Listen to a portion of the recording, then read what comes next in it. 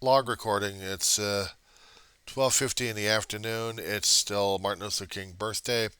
January 16th, 2023. Continuation from the last one. I was just doing a mountainous mumbling at this point over here. Continue to log at this point. I was talking about the earthquakes that was happening and going through all this shit and just going off the mouth at this point over here. I'm still feeling like, my God, the stress, the fear, the anxiety, the terror of it all. I kept joking with people throughout my life concerning about natural disasters. I kept telling them I'd trade them in for a hurricane at this point over here because at least you can get the hell away from a hurricane. A tornado? Well, not so much. You know the storms are coming over here, but you don't know when that son of a bitch is coming down from the sky and kicking your ass, taking your life and everybody else with them at the same time. Hurricanes are something I'd rather not deal with either, but I'd make jokes about the damn shit. You don't make jokes about Mother Nature. You just don't. And this kind of shit scares the living crap out of me every single time I keep thinking about it. A hurricane, they could try preparing for the damn thing if they could, or just get out of the way. But the damn thing's irregular, so you really couldn't tell the pattern. Just try to do some predictions of what it might do until it hits an area that you're not even realizing that it's going to be your home, and then you're gone. And earthquakes. I kept telling him, I'll trade you the hurricane for the earthquake because the earthquakes, you don't know when or where it's going to strike. The Earth, in its geologic nature, is a dynamic force.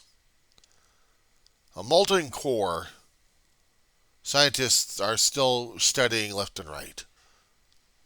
It generates a hell of a lot of heat, a lot of magnetic heat and radiation energy. Energy that translates into the magma that we have, the nice, huge, thick ass belt surrounding the inner core. And it's because of this we've got some of the dynamic energy that's flowing up to the surface and giving us our shift left and right.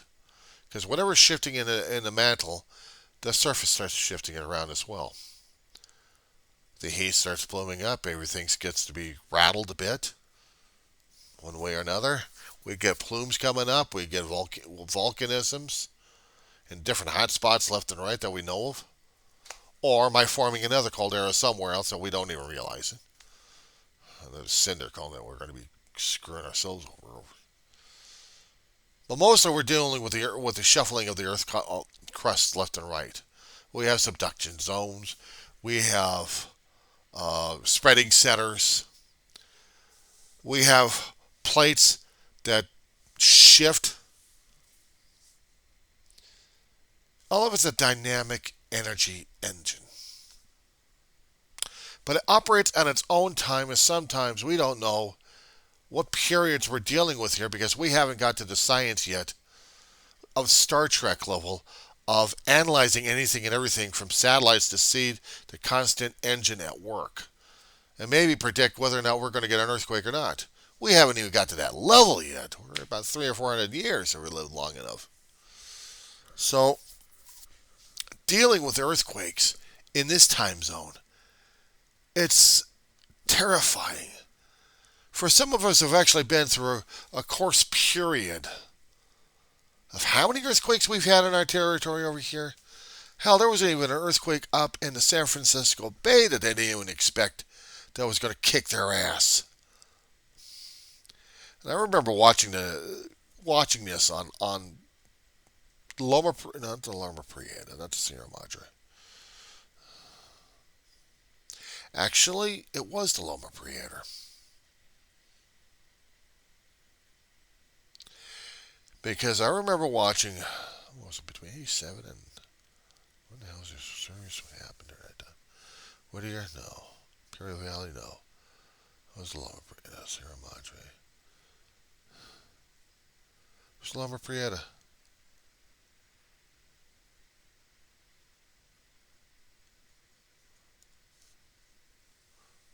Yeah.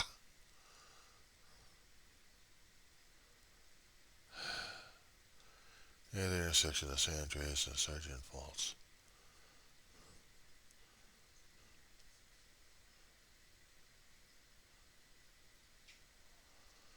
I'm just trying to read online about the damage. That was bingo. That's what I thought. Right. Okay, that's what I had to figure out. That's what I had to figure out.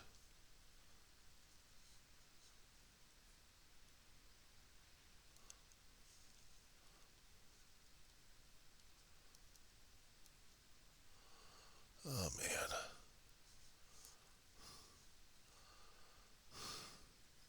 When that earthquake hit, that was a hell of a lot of energy that was released. We had a baseball game happening, the World Series during that time. And it interrupted the game. 5:04. They were just getting started. They were just getting started into the damn game. And then everything else got turned off. It was the 1989 World Series during that time. We had Oakland A's versus the Giants. This was the Battle of the Bays. This was a battle between Oakland and San Francisco. This was a big-ass game in California and everywhere else. And we're just getting the game started. This was, I think it was,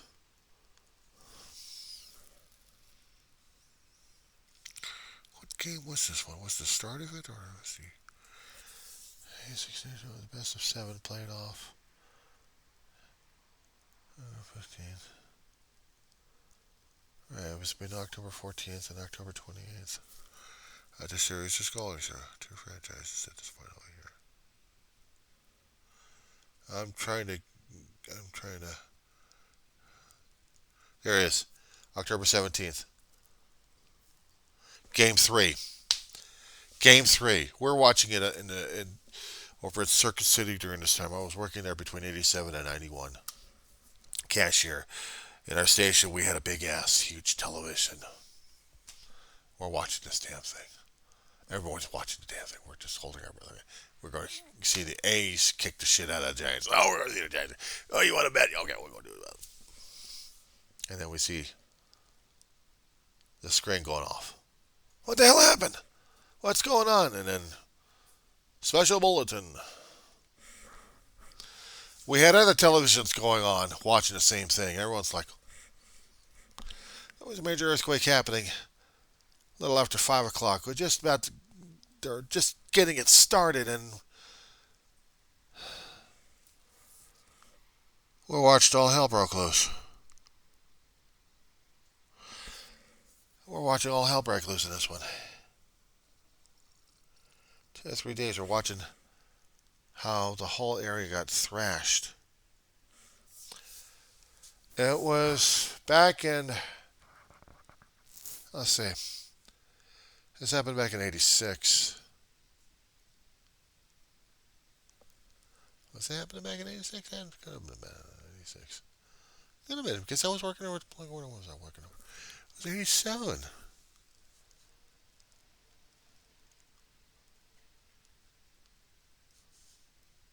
I think they got it wrong. 1986, my ass.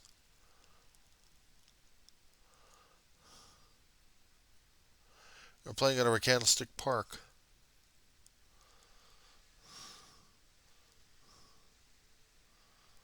Where that thing got thrashed.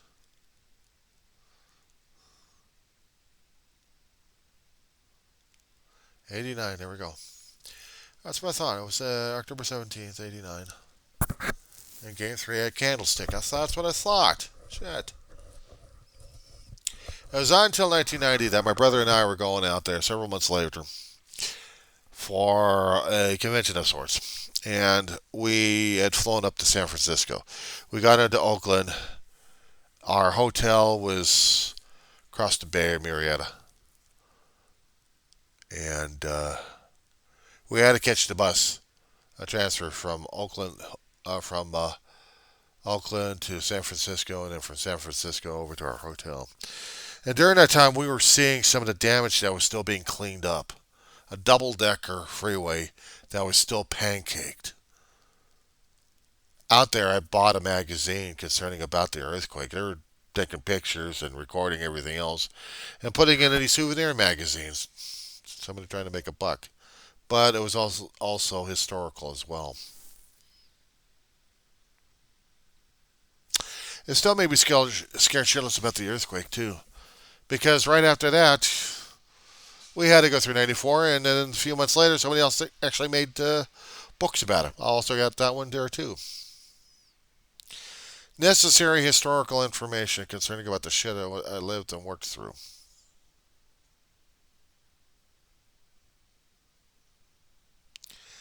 It still scares me to this day.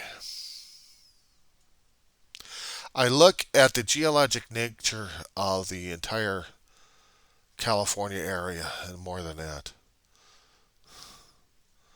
We got a couple of fault lines I'm just too damn close for. But even in San Fernando Valley, we didn't even realize there was maybe a couple of fault lines in there that we didn't even realize what was going to go off. Just one major one just screwed us over left and right. But nobody knew about this damn thing. There was no history on it. Nobody knew about this hidden thrust fault.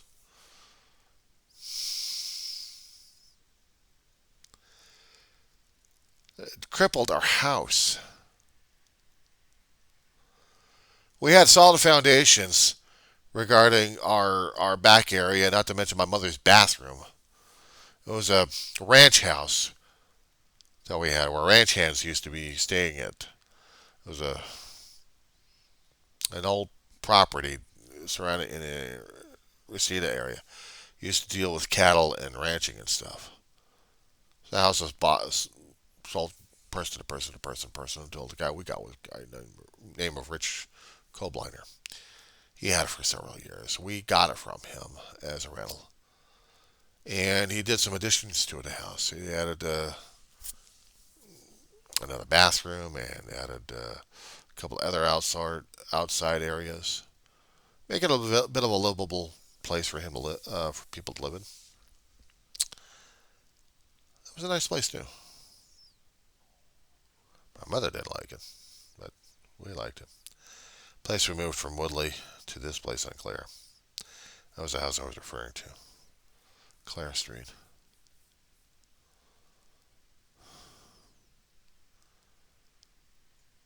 When the earthquake hit, our leach lines broke, and the foundation was cracking in different areas.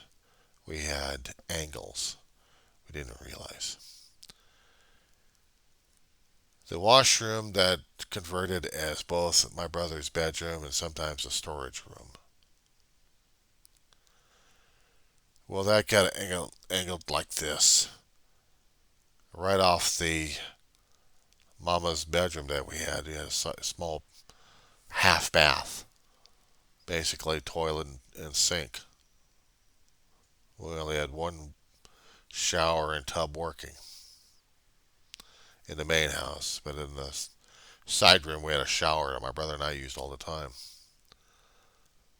But we had felt in the washroom that there was a dip in the foundation. Made things a little difficult in there.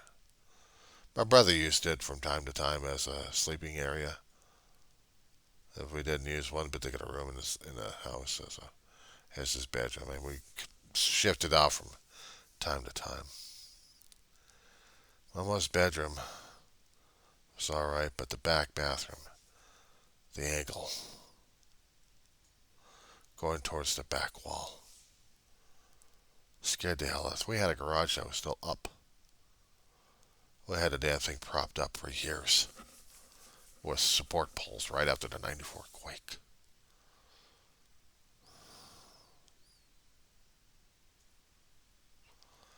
That scared the living crap out of us. I mean, it scared the hell out of me even to this day.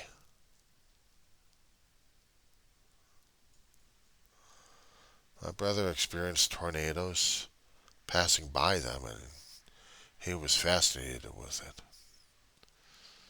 I lived through earthquakes over here. I'm not fascinated. I'm terrified, but I tried to learn a little bit of geology just to understand a little bit about what the hell I'm dealing with, what my basis of fear is at this point. The uncertainty of it, not knowing where or when.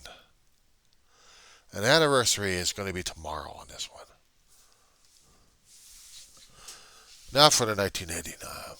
What I was referring to is the 1994 son of a bitch, I called it.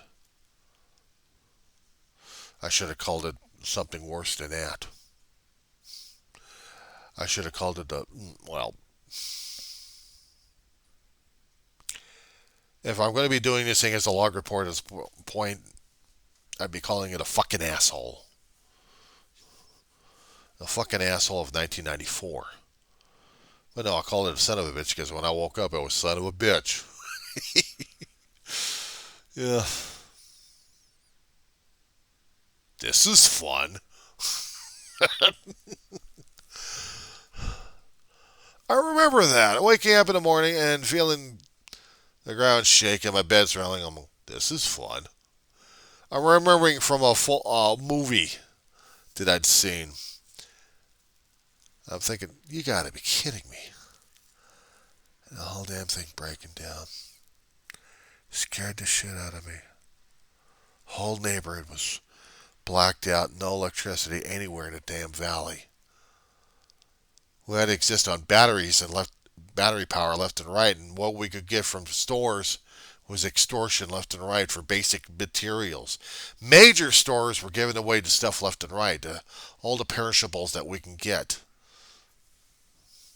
And ice could go along with it.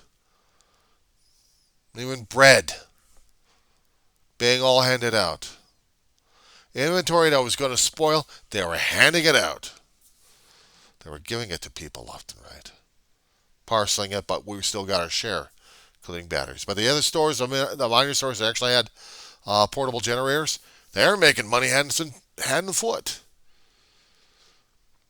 There had been, let's see, weeks later in the city, county, and then state of gouging laws. In situations like this, when it calls for major catastrophes, they can only recoup about 10% above marked. Anything beyond that, they're gouging, and the rest is grass. Okay, try this one. A double. You got your double A's, you got your triple A's, you got your C batteries, you got your 9 volts, and you got your D cells. They've gone up 200% in different stores. Primarily your convenient liquor stores like 7-Elevens. Southland found about it, and man, they jumped on these owners' asses left and right. Only after the fact, but they had to be done anyway. So none of them could be doing it. I mean, 10% after a major catastrophe is one thing, but 200%, a gallon of milk from about like $1.99, like $5.99 or $10.99, depending on which particular store and area you went to. Some areas of the San Fernando Valley actually did have power going and water. Ours are cut off in the entire area. And we didn't exist on the sewer line. We had our own leach lines and our own septic tank, and that had to be replaced and repaired.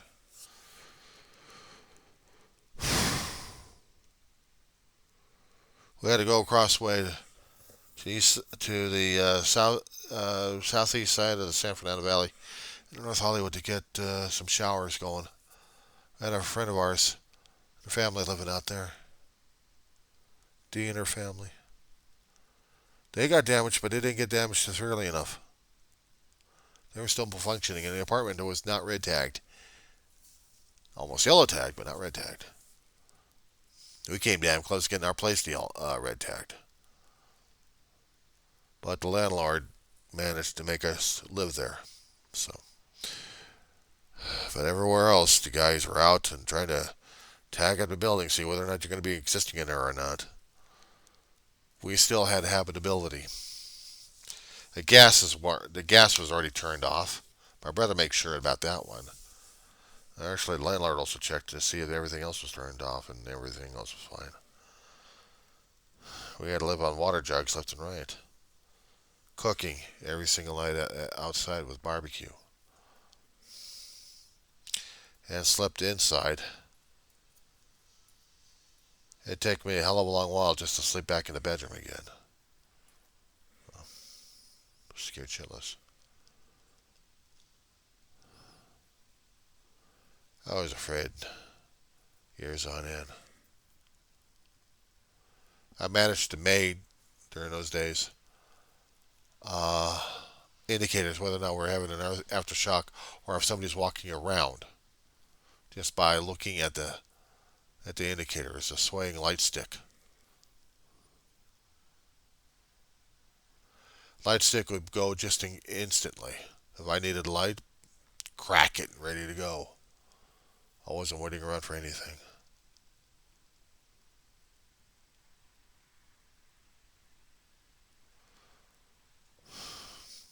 Everyone kept telling you I had to be prepared for an earthquake. Well, shit, they're not kidding. I only did it for so long before I started saying, okay, that's it. Stuff's getting old and moldy. Let's throw it out. Try new stuff.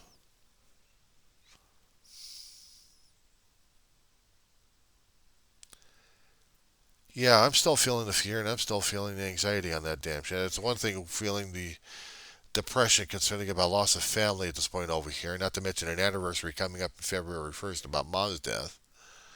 But now I got something about terror at this point over here that could be an actual physical thing that could threaten my damn life. And that scares the shit out of me even worse.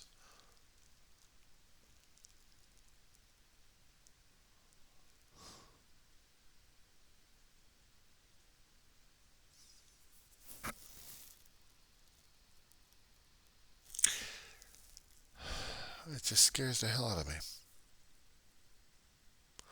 It's a natural form of movement for the earth that does at its own pace. We don't have any damn control over it, and it scares the living crap out of me. And I have zero control over it.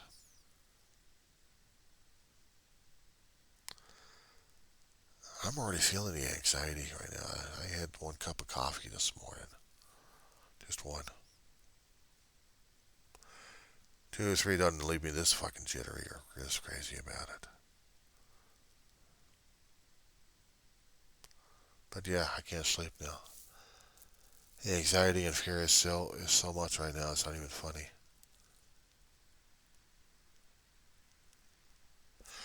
I don't know what people would call it, but right now it is terrifying. Recollections of this son of a bitch.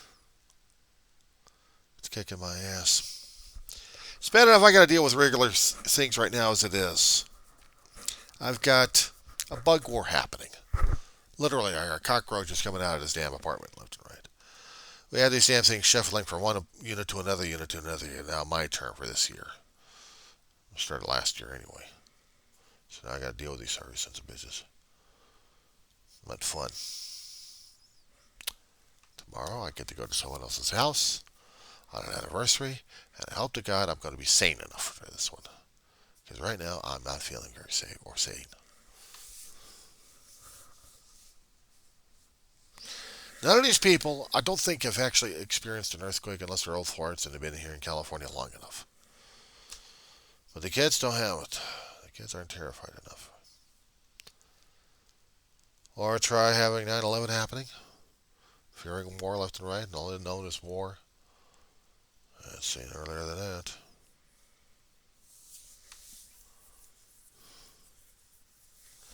In my lifetime, I was born at the end of Vietnam, and I had seen the